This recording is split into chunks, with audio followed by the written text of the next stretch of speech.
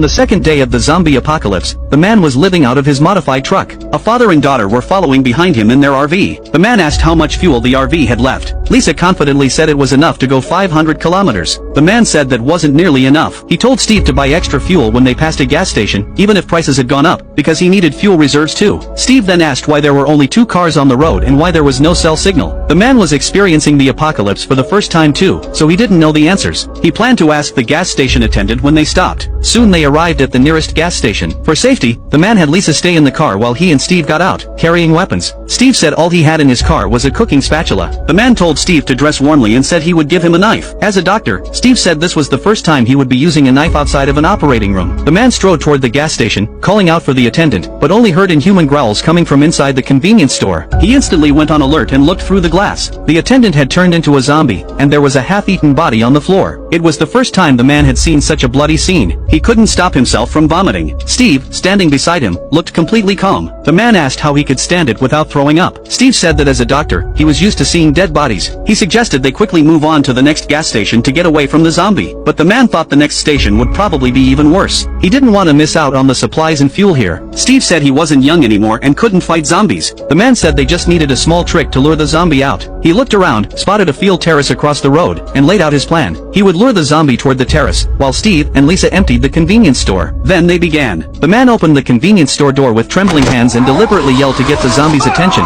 then ran hard toward the terrace. When the zombie fell down the terrace, the man climbed back up. The zombie ran faster than he had expected, but luckily he was in good shape. Satisfied that the zombie couldn't get back up, the man returned to the gas station. Steve was very worried about his safety. He hadn't expected the zombie to run so fast either. Now that the gas station was completely unmanaged, they could take whatever they needed. Steve felt uncomfortable about it. He looked up at the security cameras, worried that their actions would be considered robbery. The man couldn't help but laugh at him. The apocalypse had already started. No police were going to arrest them for what they did today. Lisa smiled and said their actions fell under emergency necessity, urging her father to hurry up. This was a rare opportunity for free shopping. Steve let it go and told Lisa to go get a large bag from the RV, since they couldn't carry much by hand. The man was surprised that Lisa wasn't afraid of seeing the dead body. Steve said she was also a doctor. The three quickly emptied the convenience store. After filling up their tanks, they also took several full fuel canisters. Once the cars couldn't fit another thing, they set off again. On the road, Steve couldn't help but chat with the man. He thought the supplies they had taken would last them several months. The man didn't get cocky. He knew the area well and remembered an abandoned coal yard up ahead where they could rest for the night. The two vehicles drove steadily down the highway, with stray zombies wandering along the roadside.